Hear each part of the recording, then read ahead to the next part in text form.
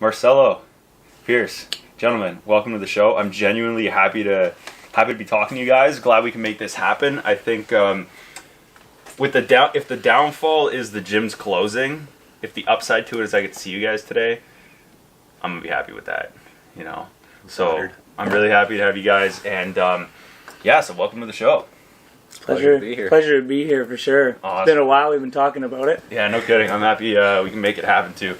So with that, kind of, Pierce, you could start us off. Take us through kind of so people get to know you, just like a bit of your transition from high school to where you are now. Like, what was that process like for you leaving, and then how did we get here? Okay, so transitioning from high school was kind of like pathless. Where I'm from, you're kind of thrown into 5 years of high school. So I was able to just kind of lollygag through without any direction. And then I decided I want to be in the trades. Just was best for me. So I finished up my second year of grade 12 with some trade-esque courses, like a little bit lower. I had done things in academic. I went down to applied. Yeah. And then I kind of found stride. And I said, sweet. So let's go the trade route. And then I had been referred to this instrumentation course, 30 minutes out of town, Haileybury, Ontario. Oh, okay. Near New Liskeard or Timiskaming, which is like actually kind of a major hub. It's really close to Quebec, so big little hub there, big little. And then I got into my instrumentation. I got into that route, and then I loved it. Just calibrating, tinkering with little instruments and having them do things for you. I loved it. Come to the end of that, I couldn't find any work. I had summer jobs in a few mine sites, and I found out that I just loved working mine sites, construction, that was for me. Yeah. And then I decided that I would add a little bit more to my education, and I did electrical. Okay. And then that started a whole apprenticeship, and that landed me here in Sudbury. Was with an apprenticeship in the electrical field. Nice. So where did you start? Like you said, it was Timiskaming was 30 minutes or something for you? Where was the smaller community? So the original community where I'm from is Kirkland Lake, Ontario. Oh, okay, yeah, that's right. Yeah. Okay, nice. Interesting. So Marcelo, kind of off of that with the similar kind of question or where you started. So what's funny actually, and I don't think many people will know this, and they'll find out now. So Marcelo and I went to grade school together, back in the day when they used to count grades. Yeah, when it was grade 5 to grade 8 or something. Yeah, it was I don't know, was that primary, junior, senior? I guess I don't know what the technical middle school, I think. Yeah, so that was crazy, and so but then we parted ways. I went to Lockerbie, and you went to Llewellyn, correct? That's right. That's right. Take us through kind of that transition from leaving Llewellyn to kind of how we got here. Yep. So leaving Llewellyn, I went to university. It's kind of what was expected from my family. That I did the IB program at Llewellyn, so which is kind of accelerated for quote unquote the smart people. I'll have everyone know that I'm too easy going for that kind of high stress academic life, but it's kind of what was expected of me. My sister didn't know that, so it's the path is there, just take it. Yeah. And after graduating, I went into Carleton University for biomedical and mechanical engineering. Okay. So that's kind of prosthetics design, medical equipment, things like that. Yeah. And from there, I did 5 years. I ended up staying a little bit longer just because there were a couple little setbacks, and I was like, you know what? I kind of like programming stuff. I'll try a little bit of computer science. So I picked up a minor in there as well. Now, in those 5 years of university, that's such a strange part of life where it's you're away from home and you have so much freedom. Yeah, you discover a lot about yourself. No routine. No routine. Skip class if you want. There's no attendance. Who cares, right? Yeah. So I'll be the first to say my attendance was freaking awful, but I never failed the class. Nice. I graduated, and after graduation, it feels like life again just changed gears. There's always something that you'd be procrastinating on at school, right? Yeah. Yeah. And suddenly it's Well, this is gonna be the same until you retire, basically. Yeah. Just find a job, grind it out, and so now with COVID and all that, I'm working from home with a robotics company. Oh, cool. So we're just trying to like automate the industrial aspect. So like welding things. A lot of our customers are like agricultural, Yeah. so like tractor parts and stuff like that. So kind of getting distracted here, but that's kind of where I'm at now. So I'm just doing like a software engineering job, and Nice. it's a path. It wasn't a very direct path, but you know, eventually you make it through. It loops around. Yeah. Awesome. Did you guys have something similar in your first year? And a friend of mine referenced it or said it, and the way he worded it made me go, aha, that's what I'm going to call it from now on. He said the first year of university or college or whatever post-secondary thing you decide to do is always a write-off. For a lot of people.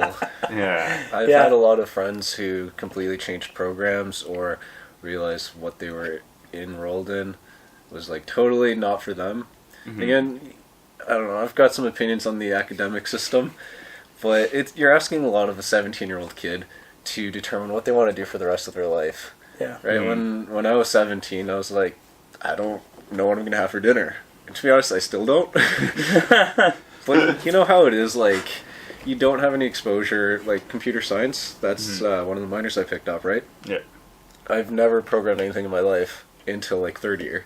And I was like, this is pretty cool. If I had that exposure, maybe I would have gone down a different route, right? Right, you would have started sooner or something. Yeah. So, funny, I want to touch on something you just said. You said you have your opinions on the academic, like the system. We won't dive quite into it, but if I have a magic wand and I wave it and I go, Marcel, you can fix one thing with the academic system. Not thinking of any consequences or anything, I wave magic wand and boom, poof, tomorrow morning this whole thing has changed. What would that be? That's a tough one. I think right now there's a big push to get people into universities. So it's very like white collar jobs.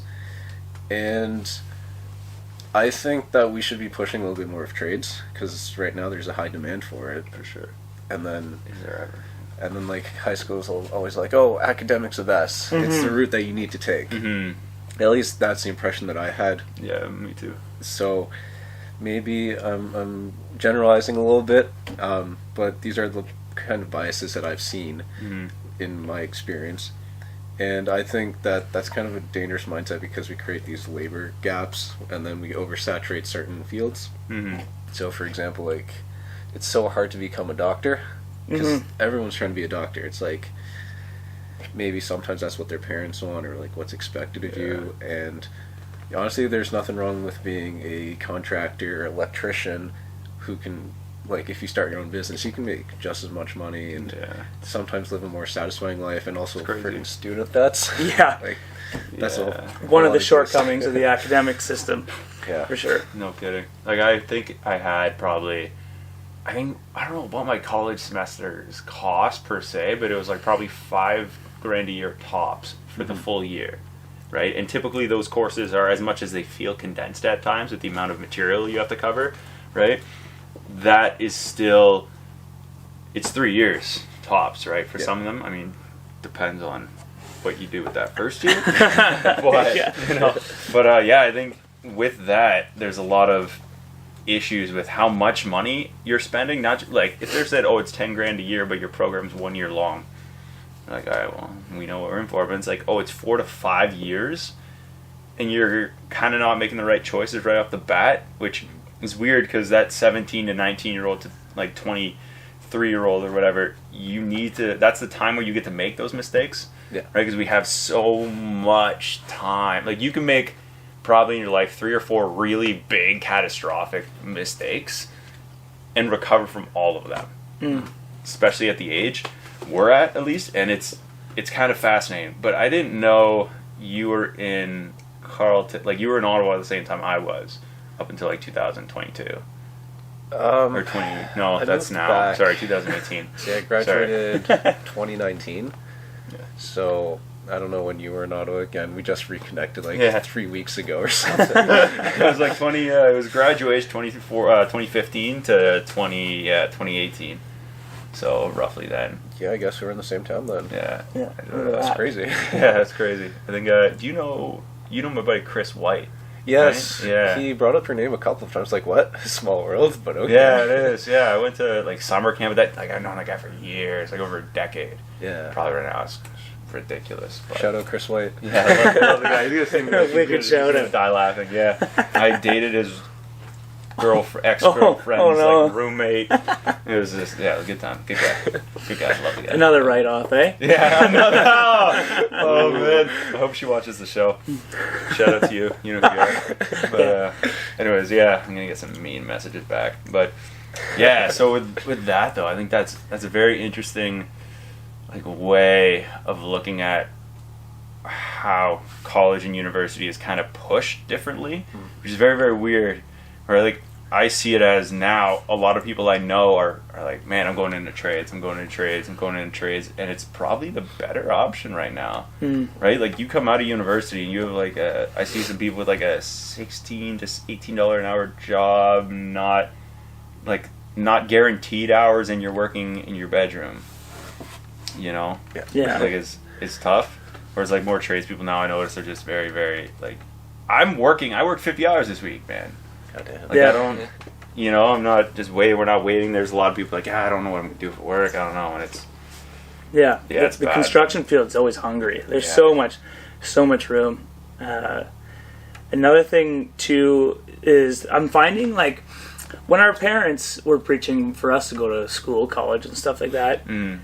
Like diplomas meant something. So I have 2 diplomas now, one for electrical, one for instrumentation. Nice. And everywhere that I've applied, they haven't meant jack shit at all. But my parents always preached this, like get a diploma, it means something. But nowadays it really seems like a diploma is like the equivalent of like your high school diploma. Yeah. It seems like everything's kind of just like worth less. And I feel like the whole, like the push out of high school, same thing with like all the fear mongering of like, you need to learn cursive and you need to be this and you got to go to university. Like low key just said, I can't read cursive. But there's so much like fear mongering and I find like the school system was like so reactive and not proactive. So there was no like, well, let's develop you into something you like. Like you're like tradey, you like to work with your hands, and like physics, I picked up quick. Nothing else I picked up quick, but physics was like real, right? It was like something maybe a tradesman would understand how things work. Very applicable, yeah. Very applicable. So yeah, like I noticed too, like if I'm bringing myself into the magic wand situation here, and it'd be nice if they could be a little more proactive. And I'm seeing that now more so. It's like everyone is, and the world's so reactive. Like, is COVID not a topic where we're just reacting rather than being proactive? Right. Like it's just we're hammering being reactive, and it's like brutal, man. I think if we look back, or if like where we are now, we look forward rather than just reacted to what's happening now. Even like with the school system and people not getting the jobs they want, or being forced into, like what Marcelo said, like into jobs they don't like. Like maybe if you could look into the future, if the school systems or academic system could help you do that. Because I was told, I did like a little, I think it was a program on one of the computers, and it tells you like what you should do. Oh yeah. And like my parents, Exactly like I think I got mechanic and like forestry. Like cutting down trees. I could see that. But not until recently did I know that, of course I'll forget what they're called now, but some people, arborists, they climb trees and they cut them. Yeah, that's like insane. if you knew me at all, I'm like down for a good tree climbing, and with a chainsaw in my hands, Even better. I had no idea. I had no idea. And the same with, there's so many jobs, even like HR. Yeah. Which is like super high paying, or like a safety official, like on a mine site. Yeah. What high school course do you take for that? You need to go work construction, lose 2 fingers, and then they put you on the safety committee, right? And that's what I mean. Like there's not only like is there like there's like no site to get people to where they got to go. There's so many jobs, and there's like, how do you get to it? What's the prerequisite? Yeah. How you do know? find that path, right? Yeah. Right. Now, Pierce, that was a very specific example. Do you know somebody with two fingers cut off that works in office? Oh yeah. Yeah, like, that's Well, way too specific. You work in a few mines, you'll see a lot of limbless people. So just going Jeez. back to that careers program that tells you what jobs are recommended for your personality and stuff. Yeah, what was yours? Mine, believe it or not, was vending machine servicer. Yeah? Yeah, I went through that. Did you fill out? I did that questionnaire 3 times in a row, and number 1, 3 for 3 was vending machine servicer. There's no way. Like, what? Like, I don't even eat things out of vending Yeah, machines. good job if you own them yourself. You ever see that on Yeah. TikTok? A little vending machine You make so many quarters. mogul? Really? Yeah. Well, how much do they cost up front to, like, fill?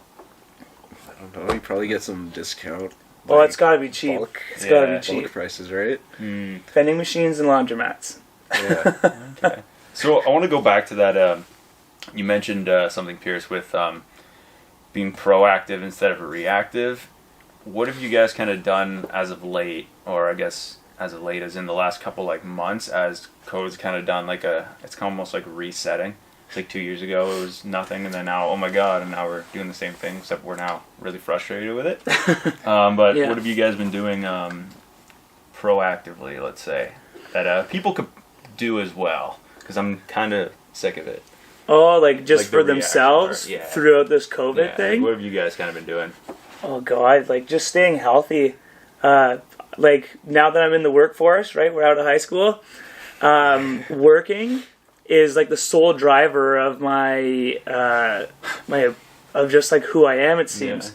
Same with my metabolism. I sit down on the couch, or like this is Sudbury specific, but that strike. Yeah. When I was off for work for 20 weeks. It's not that the strike was 20 weeks, but I made a few that's right, mistakes. I made a few mistakes, and maybe a couple of those big mistakes you're talking about. You're like, oh, it was one of the 4. But yeah, like just not moving, the things it did to me, just being someone who's trained in the gym their whole lives and then not being stripped away from it, not moving, not having that type of like activity I get from work. Yeah. Did it ever destroy me? So now I'd say it's not getting out in a social aspect, but getting out and just staying consistent. Like routine, I've realized is like so important, especially like proactively, like to just maintain it or develop it. Yeah. Like I've been going skating regardless if it's cold or not. Just Nice. I take care of myself, Yeah. right? Like I may not go skating for 2 hours in the No. minus 30, but like It's a get little out there, excessive. do something. Yeah. Go for You a know? walk.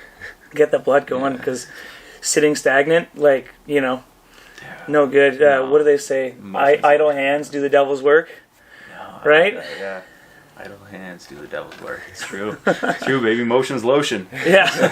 Yeah. Man, I like that. I like that a lot. There's something to be said where, so this week, my buddy is looking to be the first person. So he's training to be in July. He's going to attempt to be the first person to swim around Manitoulin Island. Right on. Right, to raise money That's for impressive. MS. Oh, it's absolutely stupid. It's like between 350 and 400 kilometers on Lake Huron.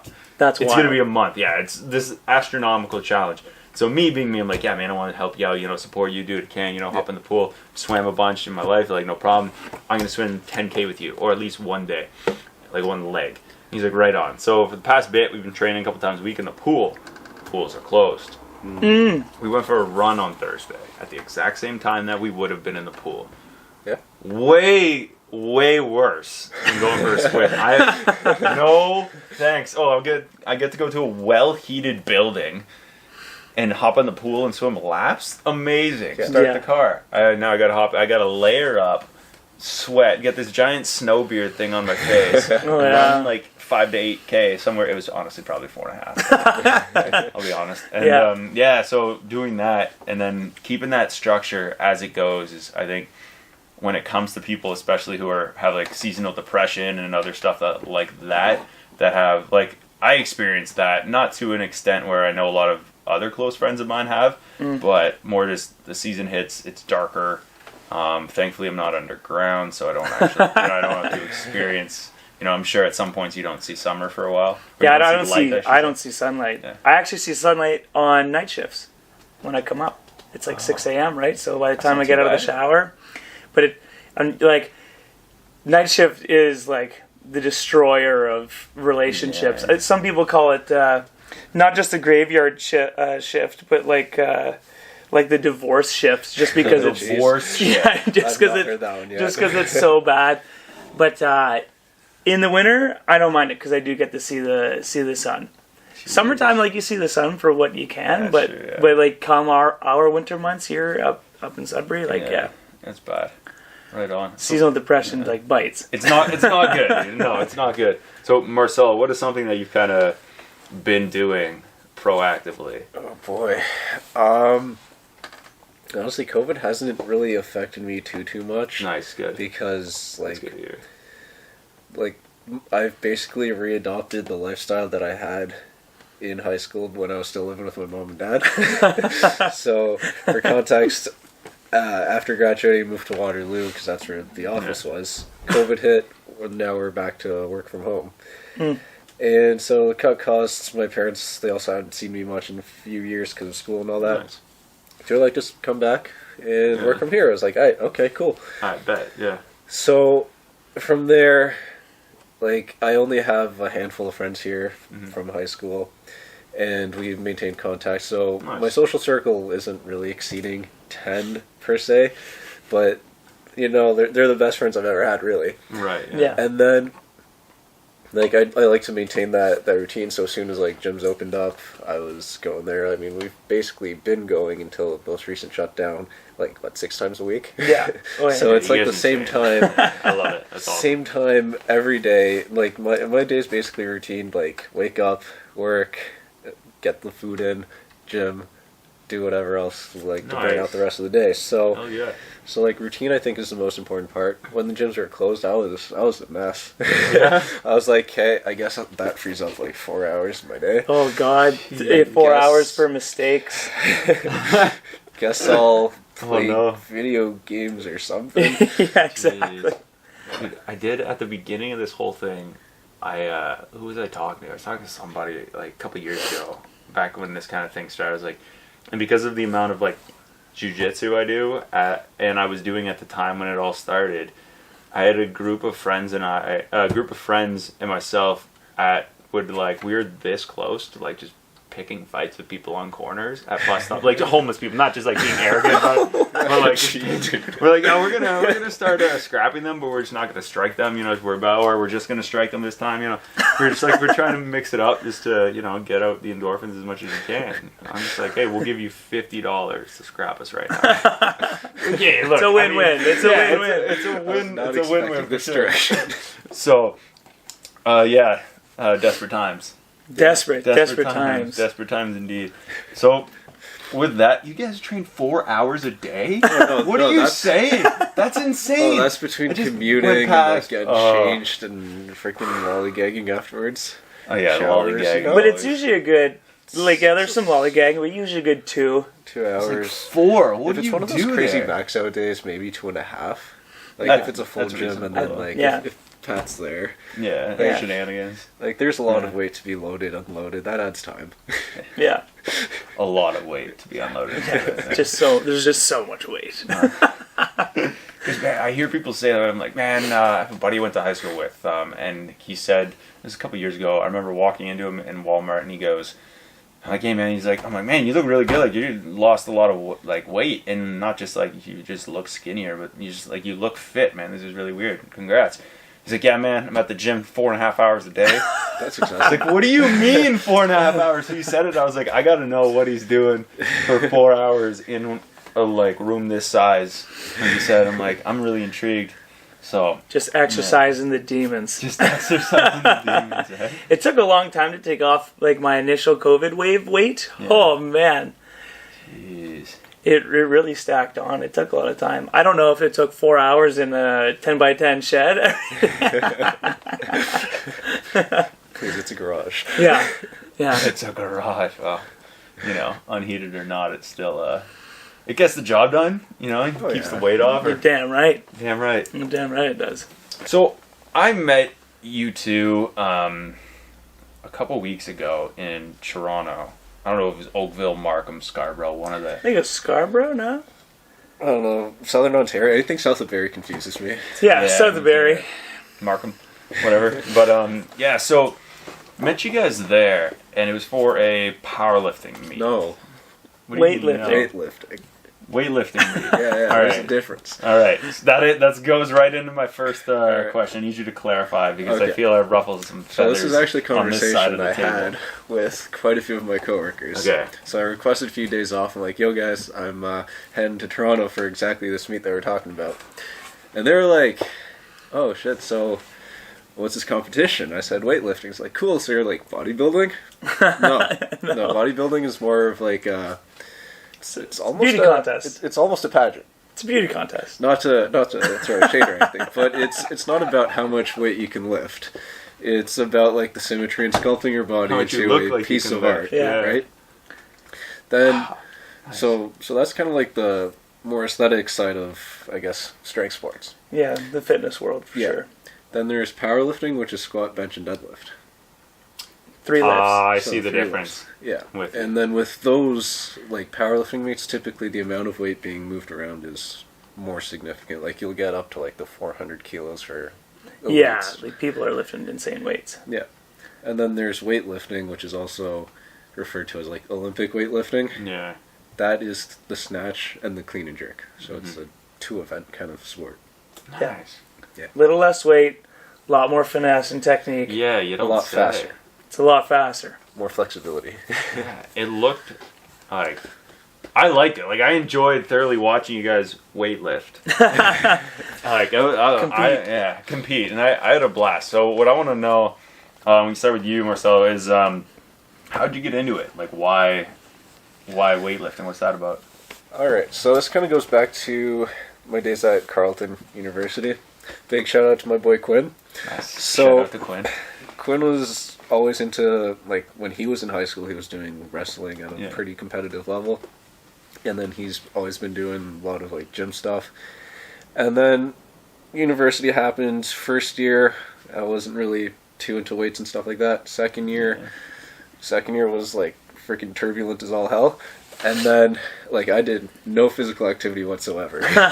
So I was weighing in at, like, 67-ish kilos, and I'm, like, fairly tall. Oh no, I can't even convert that into pounds. Yeah, that's, I think, I want to say, like, 150. 150. Yeah, I was like it's by 2.2, so I'm like it's yeah. And so, like, I was a light boy, skinny boy.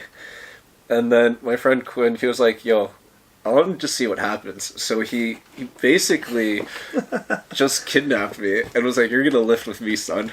So this guy at the time, he was like he would bench over 300. Yeah. So he's And, a like, unit. He's a unit, Mass. yes.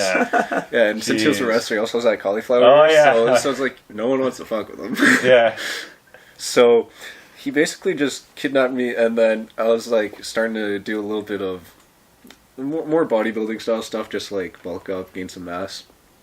And then I realized that I didn't really care much for the accessory work or like that whole bulking up and all that. I was like, I just want to lift more than that guy. Okay. And Carleton has a pretty powerful, like, has a pretty good powerlifting team. Yeah. So there's some guys that won like Commonwealths and like Yeah. international meets and set world records. Wow. So there's like the strong sense of community, and like my buddy Quinn, he was friends with all of them. So me being a new guy and then kind of having access to all those guys, it was kind of a nice learning and situation where Yeah. if I was confused, this complete unit of a man would be like, hey man, Set you straight. like try doing this, this, and this. I'm like, okay, yeah, Yes, I know, yeah, exactly. Yes, yes, And sir. then your numbers would start shooting up a little bit. And then I got pretty into powerlifting, so squatting, benching, deadlifting, Yeah. because the Olympic lifts weren't allowed at that gym. So we didn't have Ah. like bumper plates, and the platforms weren't That's right, like they don't, as absorbent. Really nice gym, but they Very just, nice yeah, gym. no chalk and that, right? Or you could? Chalk, they Maybe. didn't really care too much about. No, okay. Like, just don't be a clown about it. Yeah. Don't be LeBron. All right. Yeah. So from those powerlifting days, I kind of got addicted to moving more weight, moving it faster, maybe like one more rep. So I was benching like basically like just about daily, Yeah. squatting and deadlifting twice a week each one. So So my number shot up. And then, like, I went to go do some deficit deadlifts, and I was wearing my weightlifting shoes, because they really help with the squats, right? Oh, yeah. And then this 6'7" dude, strongman competitor, he's like, yo, you're like too flexible for powerlifting. You should try Olympic weightlifting. I was like, okay. Yeah, so I looked into it a little bit more, and I was like, yo, that's cool as shit. Yeah. And it's actually in the Olympics, unlike powerlifting. So I was like, that's true. Yeah, you have a trajectory. Right. yeah, there's the goal. It doesn't mean I'm going to hit it. But Yeah, like, yeah, at least there's Yeah, it's there, right? It's cool to see it at that level. Yeah, and then so I kind of got really into it, self-taught for 6 months or so. Nice. And then, like, COVID happened, and then, like, maybe last November, so November 2020, that sounds about right, I joined up with the Sudbury Weightlifting Club. Nice. And then our coach, like, he made me less bad. And then I kept getting, like, again, it's kind of like the competition with myself, almost an addiction, where I want to be less lightheaded, for example, as one of my metrics, or do a weight for a double, catch it lower, things like that. So Yeah. it's something that ultimately just stemmed, I guess, like you said, there's a butterfly effect. It was just my friend kidnapping me, making me go to the gym. Yeah. Single-handedly, that's the moment that changed my life. So you were kidnapped, and now you lift heavy things. It's kind of like the Honestly, the best case beginning scenario. Yeah. Nice. Yeah. Right on. Jeez, oh man, that's really cool. That's a cool way that you kind of got. I love those kind of moments when somebody gets introduced to something, and they're not just introduced to it and they have to kind of figure it out on their own, but you take somebody who's like rather intelligent like yourself, and then you put them out of their element into a new environment, right? Fair to call it? Yeah. Kind of that.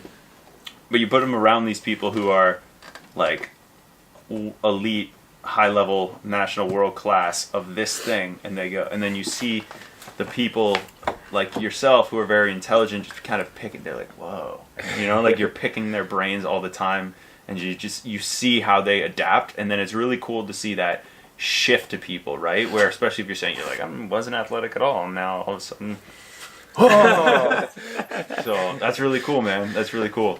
So Pierce, same kind of question, because I will say this, and I did make this comment at the meet a couple weeks ago, where I said you're the only person in your category or your weight class that looked like you could move the weight that you were about to move. Yeah. So take me through kind of how you got started in weightlifting. Like, how'd you get there? Okay, so my dad, competitor in bodybuilding, and then in the most recent years he competed in powerlifting with me once.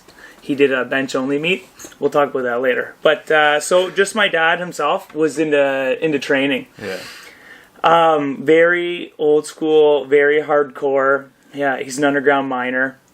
Oh, jeez. And then he's like kind of specialized in like drilling and like drilling shafts, like just and that's even more of a hardcore line of work. Yeah. So he took that mantra into weightlifting, and I was in the gym at like, I think my first bench press was like 6 years old, and then I fully got into lifting. I think I was 12.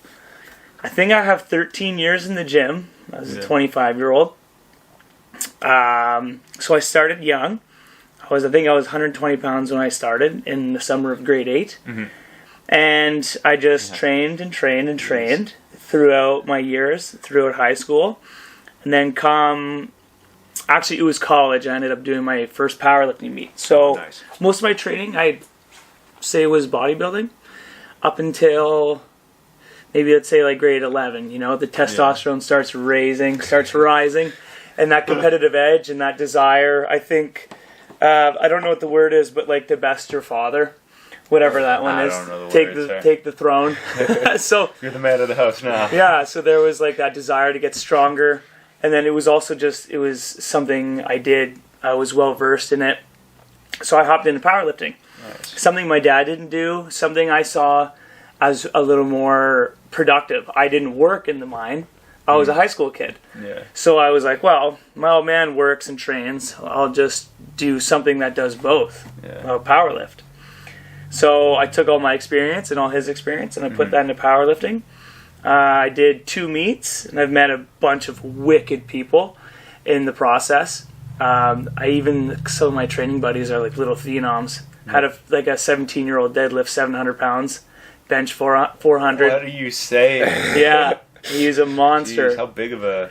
Keegan Weber, shout out to you, bud. He's a monster. He just did police foundations here. I don't know if it's continuing with COVID or whatnot. We've kind of gone to the wayside with talking, but we're still good pals, and he's a powerhouse. Yeah. Monster. Sick. Good. Good for him. And then, so awesome. Kirkland Lake, small community, strong community, maybe a little too strong, a little too hardcore. It's just a mining town, right? So it's just, people are there for money and to party, drink away the aches and pains from working. So when I came to Sudbury, 2018 for electrical, obviously I had to train. I had to train when I got here. And I'd consider myself attempting to compete in powerlifting. And then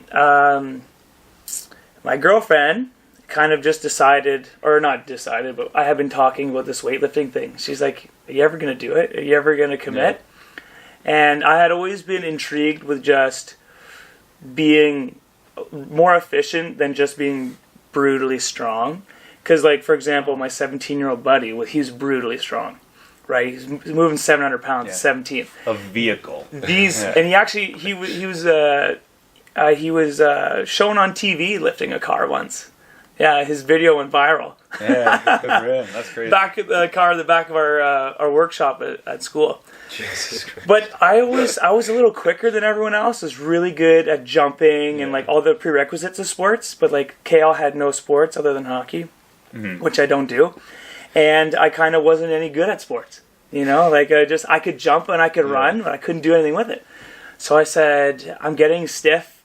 I'm not getting any more flexible. I'm going to try this weightlifting while I can. And then I met this guy. And then in his pursuit to lift heavier and heavier weights, we've created a bond, and we've been doing the same thing. I've been just trying to lift heavier and heavier weights faster and faster. And I love it. Is it ever different just from training? Chasing a pump and looking pretty is nice. Yeah. But training in a mirrorless room, throwing around a bar and weights with your buddies. There's no mirrors in that. There's no mirrors. Damn. Yeah. Alex. Yeah. What are you doing? Oh, that's terrifying. Right on. Yeah. I'm glad you actually tried a little bit of weightlifting down with Varmont that weekend. How'd you find it?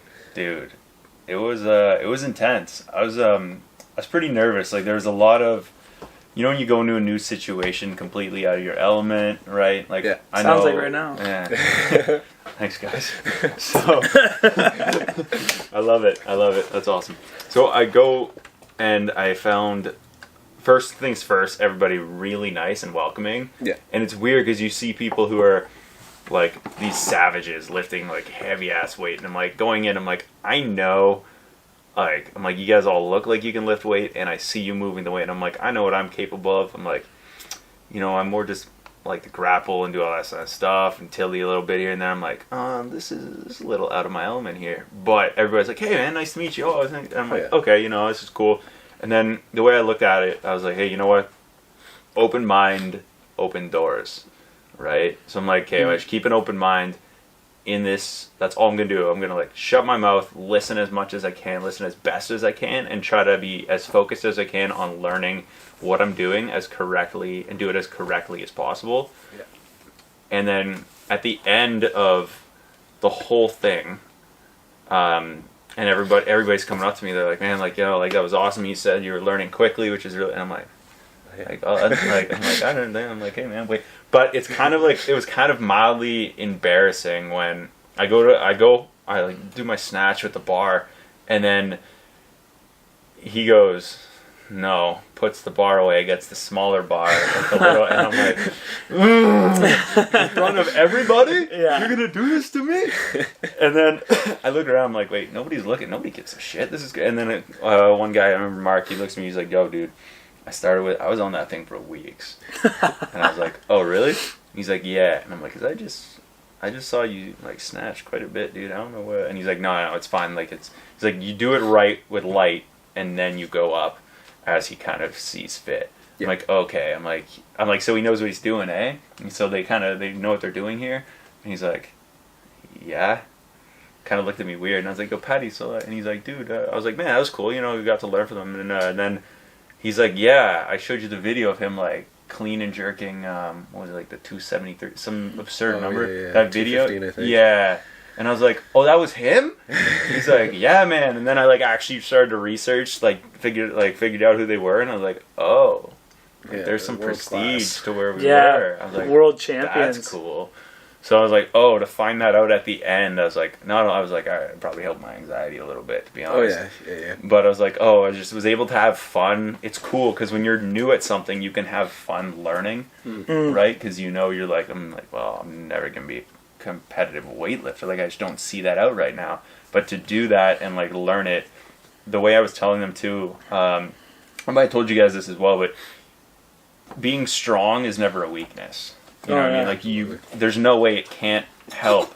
Me training that night, or training weightlifting, or powerlifting, or there's no way it can't help me towards, like, my grappling goals, or to my, like, my swimming goals, or whatever, like, triathlon, whatever stuff kind of look towards, I'm like, oh, there's no way doing Olympic lifts can't help you in any way, right? Yeah. It's not going to hinder your especially goals. with that grappling example you just said, because I kind of did the inverse. So I tried Brazilian Jiu-Jitsu once when I was like at like peak powerlifting days, and then these guys were like, "Yo, this guy looks kind of strong, but he has no idea what he's doing." So that's a whole other type of opponent that they're not used to within that gym, right? It's weird. So Yeah. everyone wanted to fight me because I could just like hold them, and they're like, "Hey, this is fun. Like, this is a complete different strategy from what they're used to, because it's such a technical sport, it's fast paced." It's very. And here I am, mid panic attack, like, no. And so I'm just like on top of someone, like probably 2 weight classes higher than them. Yeah.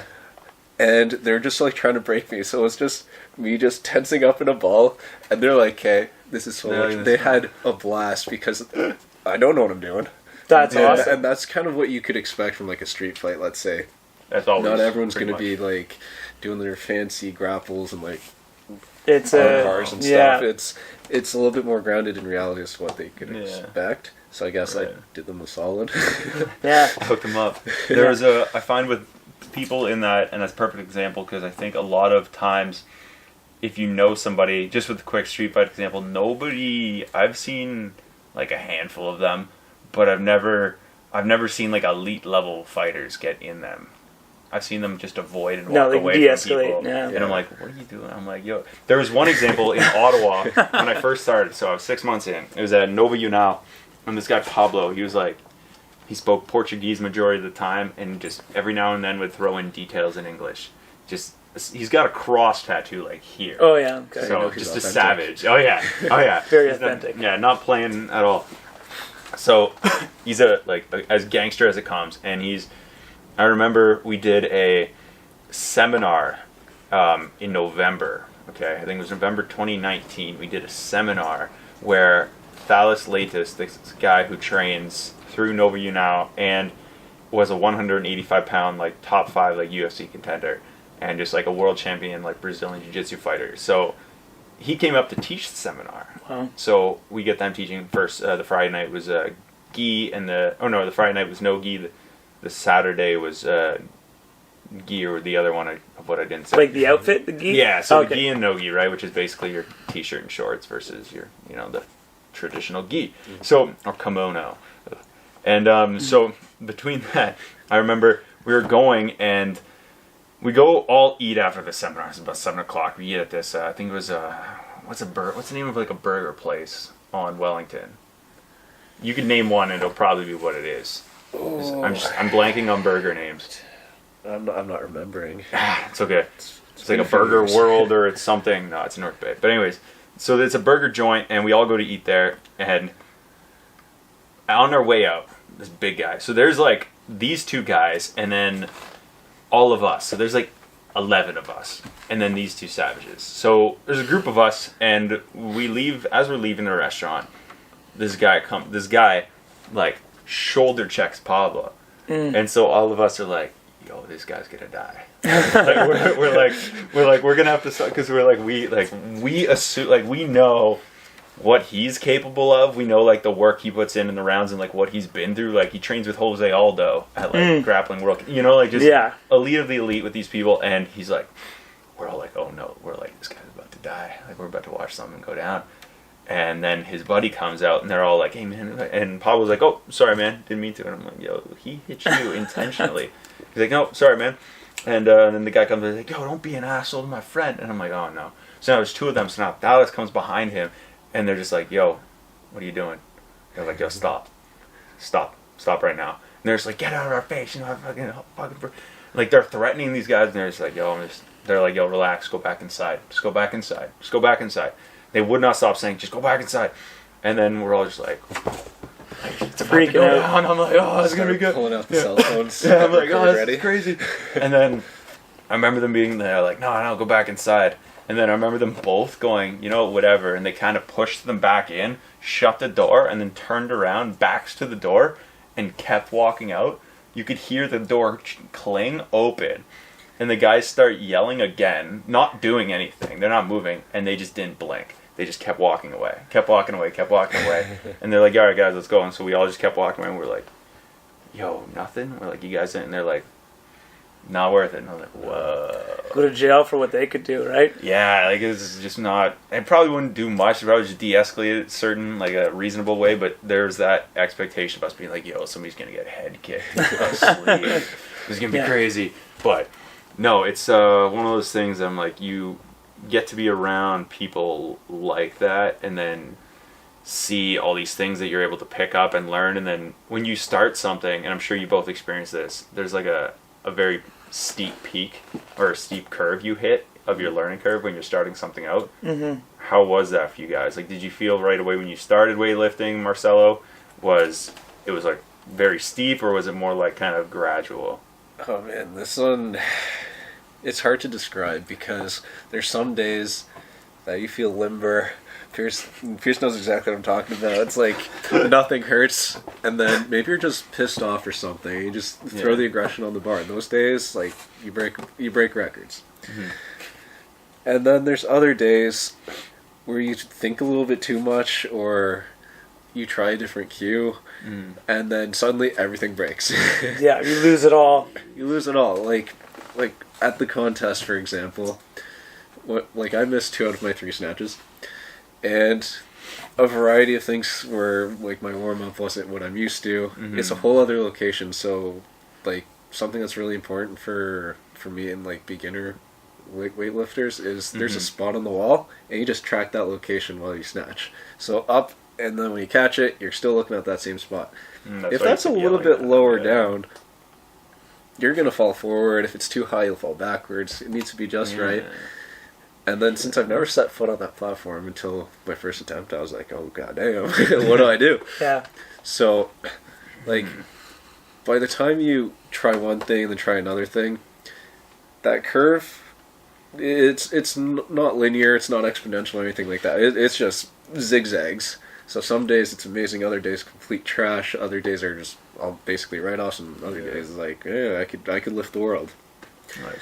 So it's a hard one to really answer, but like you said earlier, if you're getting stronger, it's never gonna be a downside. No. So like Pierce kind of came in while like me and the other guys, we were peaking. Yeah, they were peaking. And then Pierce just walks in, he's like, I can squat. Except he's dumb strong. Yeah. So he was keeping up with us really well. So I think like on your 3rd day, you already clean jerked 100. Yeah. Yeah, so I ended up getting like, they were peaking, right? So they were, you know, like this trajectory you're talking about, this learning curve, they were taught and, you know, honed well enough where they could be allowed to kind of push their limits, you know, get some new numbers. Let's see where they can go with what they got.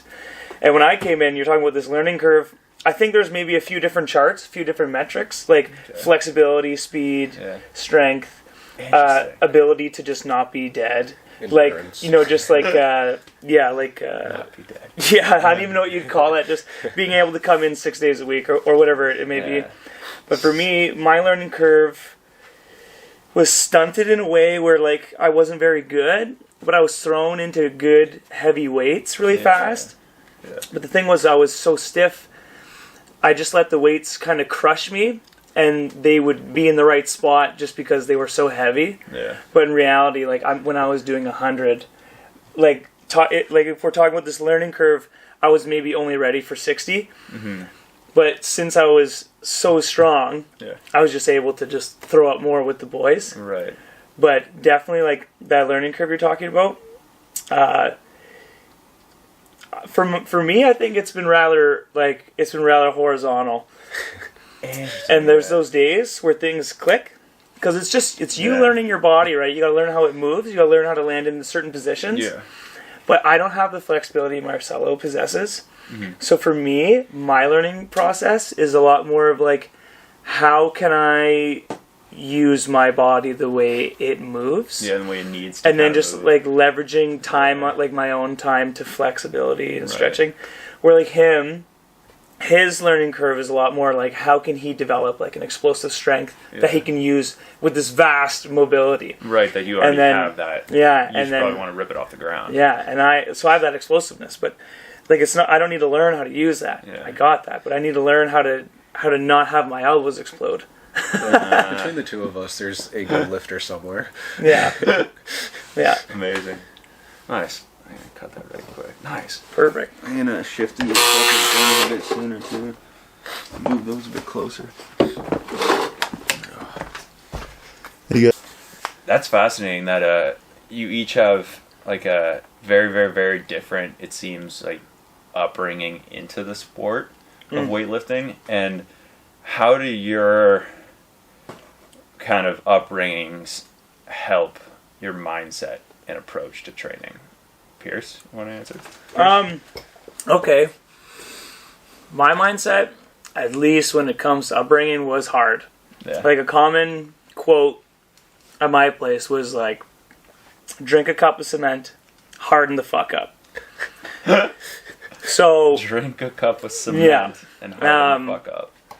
So Wise words. for me training, just because I have such a long history, I know like certain numbers that I should be at. Yeah. So when it comes to like the pursuit of bigger numbers, I'm usually pretty hard on myself, but I'm really good at just dialing in. Nice. I'd say my mindset is just kind of like, just because I've had it trained into me, especially like from an old school trainer like my dad, Yeah. I've had the ability to just kind of stick to it, like the chicken, broccoli, rice thing. Like, I totally like advise against it, but I can do it, and I happen to do it just because it can be a lot easier.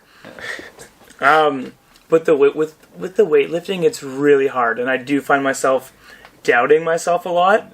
But I think just like that routine that we spoke about earlier, like just showing up, keep working, and then the learning. You're talking about how it just opens more doors. Like I go there to learn, and I go there to just do my best. But like I'm hard on myself. Like I go there, and I'm pretty sure there's questions about my sanity. I use anger definitely as a motivation, maybe even as a performance enhancement. Like yeah, I might be on the dark side a bit, but Dude, that's awesome. that's the way I do it. It was fun to watch you compete. And by the way, I have the photos I gotta send you guys. So Right on. Yeah, we'll grab them Awesome. upstairs after if you guys have a minute. But anyways, I forgot. I was like, I have to tell you guys or I'm gonna forget. So I really enjoyed watching you guys compete, mainly, especially. I get amped up when it's absolutely quiet, and then it goes quiet to chaos. It's like you're lifting up your weight, and you're yelling, "Come on!" And I'm like, "Oh no!" I was like, "Here we go!" I'm getting jazzed up. Those ones were tame compared to some of the other ones we've had. It like That was tame. Oh, I bet. he only yelled it like twice. Like that's weak. Yeah. I want to like be a fly on the wall one day when you guys train, Yeah. just to experience that because I love that kind of. Like we have it similar, minus the yelling, but it's very like it's definitely specifically aggressive. Like we're gonna be like, "Yo, rip his fucking arm off!" Yeah. Like yelling all like, and it's like, well, the guy's in a position to fucking do that. Yeah. So, but it's not nearly as like loud and angry too much. So like it's a different but same like you channel a form of aggression to kind of get yourself to that in that state that you need to be to I guess, achieve your goal, Yeah. or accomplish your task. Yeah. So, Marcel, what do you attribute your like mindset to? Like, how do you kind of use your like upbringing, which is very unique from Pierce's, to?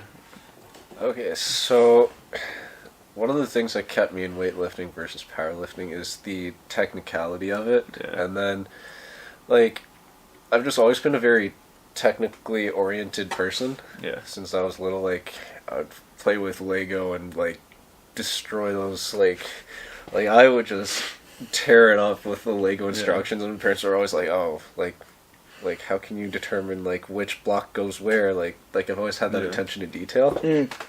Then even, like, in the music that I listen to, I like heavy metal, not because it's, well, I do like the aggression and stuff, it's kind of therapeutic in its own sense, but I also love the complexities and nuances of, like, the drums or the guitar riff and stuff like that. Interesting. And then even in high school I did hurdles, so it's like the 100-meter dash, but you're also jumping. Like, that's an extra little twist on it. To it. Yeah. So the way I saw powerlifting versus Olympic is, it's like powerlifting with that extra little flair, a little bit more to it. So I was just really fascinated and attracted to that. So each time I go, like, there are days where I'm a little frustrated because it's not moving the way I want. Yeah. And then, like, if I'm able to take something away and then improve myself, even if it's like half a kilo, or I'm feeling less lightheaded, that is one of the metrics that I like to use. So like, when I lift, I'm like, yo, I'm not lightheaded. Fuck yeah. Like, interesting. Like, that's just, I like amassing these small victories. Yeah. And then looking back in the last year, it didn't feel like I was, like, progressing day after day. But then, like, if I take notes on that training session, it's like, yeah, there's small victories, and then you can really see, like baby steps, they do add up. So I guess it's the weird form of discipline, and then, like, just enjoying what I'm doing. Right. I don't know. And also, like when you're sitting still at a desk job all day, just, like, sometimes things happen, you get frustrated at work, and then at a commercial gym, you can't really, like, throw weights on the floor, but, like, when you slam down a bar, it feels pretty good. It's cathartic. Nice. It unlocks something primal, I guess. Yeah. That's really cool. That's kind of where my mind's at. Do you touched on it real quick there, but do you journal your workouts? Do you guys?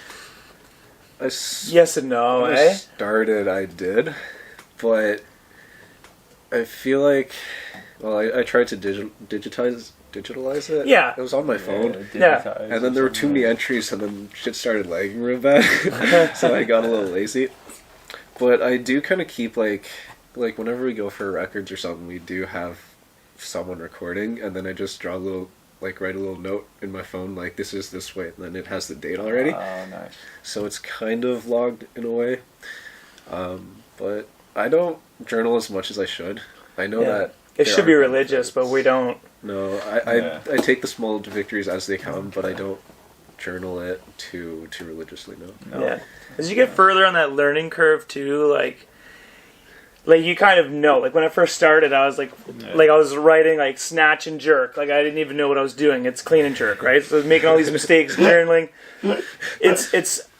And, like, whereas powerlifting is just, you kind of go there, lift the weights, and you got to work on form and your strength, and then you just got to recover. Eat, sleep. With the weightlifting, like, writing it down, understanding it, learning it, looking at, like, oh, look, it's like these are, like, this much volume, look at this structure, you kind of learn it. But then, like, we have the same trainer, and I'm not saying we only do the same things, but we do now, just because we train so often and so specific. There's only 2 lifts, right? And our gym is so limited to equipment. Yeah. Like, it's not like we can be like, oh, incline dumbbell press PR. Like, we can't do that. We don't have the ability. So because there's so little range for exercise, it's rather easy to just keep it, like, under wraps. Plus, we have it written on our wall. Right. Like our record wall. Yep. So do we journalize? Not as much as we should, but it is there, though. Yeah. Like, there's definitely, there's order to the chaos. For sure. So I guess when it comes to journaling stuff, it's interesting that you guys have that. I feel like you do, but in, like, a different way. If you're not, like, you make the note of like, oh, I felt lightheaded, or my back was sore after my 4th round with Brady. You know, like that's kind of how I document my workouts. Different kind of. I used to do, like you said, like more specific, right? But I do think it's important to do it. But I think you could still achieve your goals without it. Yeah. I agree with that. Yeah. To an extent. So I think it's being aware of what, like, just, okay, I'm here, and then going back. I think it's just, like you said, like in a different form. You know, like it's on the wall. I have it in my phone. Yeah, it's somewhere. But if it wasn't, I don't know. I don't know if it would you just fail your journey to whatever you wanted. Yeah. But it's helpful, eh? I definitely think so. Like today, my metric was, or the other day was, how I felt after a run of night shifts. Nice. Right? And I can't train during the day, everyone's working, and then I'm working, everyone's sleeping. So like there's metrics like that, and sometimes like you can't really just journalize like, you know, not sleepy after 4 nights. Well, you could, but it'd be so hard to keep track of. Yeah. And a lot of it is so subjective too that like like the lightheadedness example or how tired you are, like there's no unit of measure. So if it's like 1 rep maxes, 2 rep maxes per exercises, sure, by all means journal. It takes 2 seconds really. I'm just, again, like I said at the beginning, I'm kind of lazy when it comes to pens and pencils, right? Like anything academic, note taking is like, goddamn, it's something I'm definitely trying to improve on. Let that be clear. Bring a tape recorder, eh? Yeah, but like I trick myself into journaling it by just like my Instagram is like, I don't care much for social media, but I'm basically using it as a diary of my competition results. So like sense. The 2 of them that I've had are like, I think my first post is like the engineering graduation or something. So it's like kind of a form of chronicling my accomplishments, I guess. Yeah. Yeah, that's all it is. That's an interesting one. I think using social media as that tool to journal or document your life, whether it be failures or successes.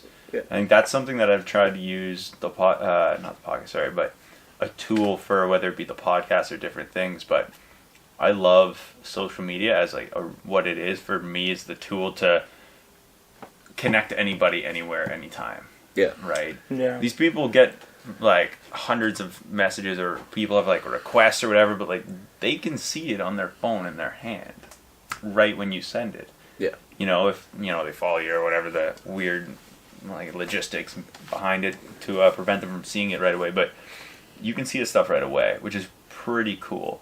And that's where I'm like, okay, I hate social media for what it can do. Yeah. But that's I get to control that. Yeah, double-edged sword. Exactly. It's got benefits. It's got a lot of drawbacks, but I mean, I don't use it too much. I use it to keep in touch with my few friends. And I get like chronicling some accomplishments. I think like I've had Instagram for like 7 years or something, but the first time I posted was like 2 years ago. It's like I don't care. No one wants to see selfies. Hey man, you'd be surprised. Okay, no one wants to see my selfies. Hey, you'd be surprised. I'd be surprised. Shit. I'd rather see your selfies. I apparently don't know what the people want. You should ask them, dude. You are what the people want. Dude, I used to do. Stop it. Every day, I've never gotten as much engagement ever on a post, anything, as when I would do I got rid of the app, right? Because I just don't want to browse. So now I can't post stories. I can only post actual photos on my laptop. So I can't post stories. I can't see whose followers are. It's weird, the way that I'm kind of hindered with it through my laptop, not on my phone. But what I've been able to use is I can't do my jokes. And I love those, dude. Like, I never get nearly as much engagement on anything except those. Yeah, I love those. Jokes. Take thanks, man. Those take the top of the cake, top of the mountain, cat's meow, whatever you want to call it. You take the cake, man. Like, I think the best one I hit it. I was leaving my house, and somebody's like, "Yo, you forgot to do it today." I was like, "Shit." Right on. I messaged. This is in June, and I go, "Today marks." I found a really good one, and it was like, "Today marks 100 days sober," and I sent it. But and then I sent the punchline, but I was on my way home. I was on my way somewhere, and then I didn't post the punchline. And so when I got to that place, my phone's blowing up. I'm like, what's going on? There's like Congratulations, 30 bud. people. Yeah, everybody say that, right, dude? Exactly. So they're like, oh man, congrats, that's huge. I can't believe this is such a big accomplishment for you, you know. I didn't even know you were struggling with even it. better. And then but my punchline, I guess, failed to upload. Where my, like, the punchline's like, today marks 100 days sober, not in a row or anything, just in total. Yeah. Right? Killer. Yeah. But everybody's like, oh, wait, aha. You got me. Or, I can't believe you got me. This one chick was like, you just drank in my house an hour ago. And I'm like, Yeah. it's a fucking joke. But A lot of those jokes you post are like so tastefully horrible. I love it. you told me exactly. I was like, yeah. That's what you go for. I love that little bit of cringe, but like, yeah, it's good. It's just enough. Just enough. Just enough to not make you go, I hate this guy, I'm going to delete him. But just enough to make you go. Yeah, it's a fine line Like, to walk. alright. Yeah, dude, there's some times where some people fire me ones, and I'm like, ooh, I can't use that. I'll use it It's a little to tell too people. polarizing. Yeah, dude, there's some, like, I don't know, there's, like, my favorite that's, like, I thought would be polarizing, but it was, like, I was like, did you hear about the kidnapping at school? And it was like, I can't believe you're going to make a joke about it. I'm like, don't worry, he woke up. And they're like, oh, man. Sure got me. But as a tool, that's what I like to do. Because it's like, if everybody's complaining or giving facts about governmental BS or everybody's a medical expert, I'm just like, how about I just make everybody go, I really appreciate it. Yeah. So that's kind of, that, like, those reasons are why I like it as a tool. But past that, and like the documentation of what you're doing and like the journaling to see kind of cool progressions and stay in touch with people, it's like, past that, it's not really, I don't see much use for it. Yeah. You know? Like I've tried a few times to make like some fitness Instagrams. Yeah. I just found as I moved to Sudbury, there's a lot of young men pushed in the wrong direction. There's like a lot of drug use here. Yeah. A lot of like, just like ill-advised people. So I've always tried to get like some engagement on social media, and I could never do it. Like I could never get an audience. I could never find the time to do something. I could never find it to be worth it. Yeah. You know? Maybe if I put up some jokes, I might be like an unsung hero, like yourself. Man, I'll let you know when I get the app again. This way we don't cross paths. Yeah, the engagement I find is really weird. And like, you know how to get engagement? Like, just look at any TikTok or viral video. Yeah. Like, there's definitely a recipe, but you usually have to lower a standard fairly low. Yeah, and more often than not, guys like us don't really want to do that. Exactly. You know, it's like, this kind of goes against the majority of the morals I have. You know, they're tattooing things on their face. I'm like, I'm good. I'm alright. You know, I'll just keep doing my thing. I found it's very, very interesting. It's something that this guy Troy Borgard pointed out to me. He's like, dude, I post good and bad because it's, as much as it's a documentation of what we're doing or like telling each other what, like, why we're using it for certain things. But I found, he's like, if you use it for like just not a highlight reel, but to show people like how, like, be authentic, right? It's a matter of, if I think people like right now, especially, everybody's trying to be like everybody else, right? You see somebody kicking a bottle cap off a bottle. Now everybody's doing it. Yeah. And we don't even know where the it echo started. chamber is Right? it's a lot. It is. And it's one of those things I'm like, you know, everybody's trying to be like everybody else. So I think it's just, if you're authentic and you're doing your own thing, and you'll gravitate to, and you're open about what you're doing and why you're doing it and what you're trying to like attract, those people find you. And then that engagement happens, right? Like, people like you, people like a handful of others similar, like, will respond and engage with those like little jokes. And I'm like, oh, great, you know, like, that's cool. You know, it's cool. If it makes people laugh, I'm like, awesome. If you get to connect to strangers and then sit down with them for an hour or whatnot to talk about why they've made the decisions or how they're here. I don't know. It's pretty cool. So it's a pretty cool thing when it's used that way. Absolutely. So.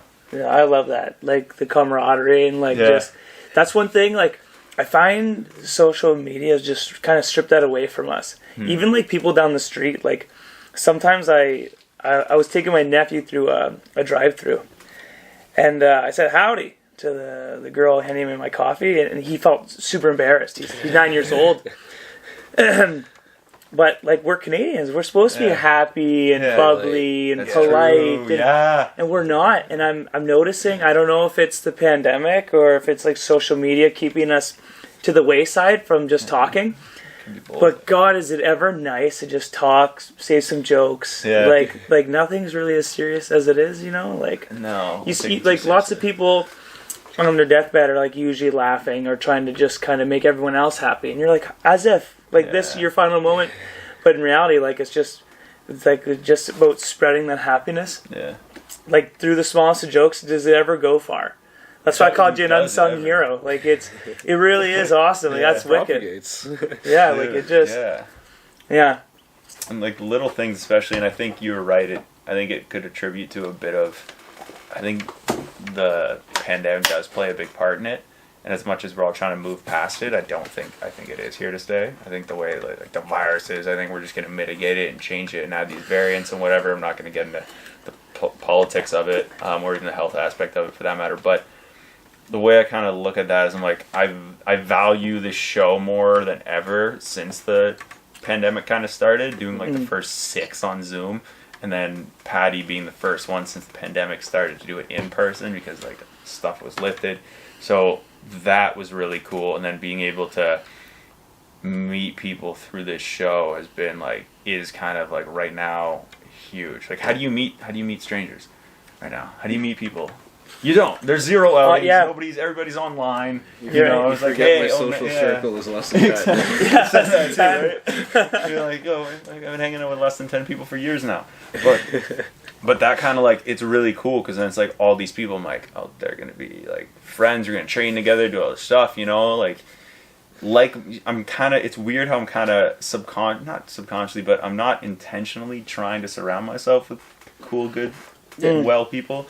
But it's kind of happening that way, which is the whole like manifestation of it, right? Where you're like, hey, like I'm just trying to be a good dude and authentic, and then it's like it brings those people, right? Yeah. So I really like that aspect of what we're doing here. But as we kind of get to the end, do you guys have one kind of parting lesson or thing or quote that you kind of want to share that you think that you learned or that was very important that you think could be passed on well? Oh man, I never even thought about this. Like we talked about, like having rehearsed script or anything. Like I did not think of anything.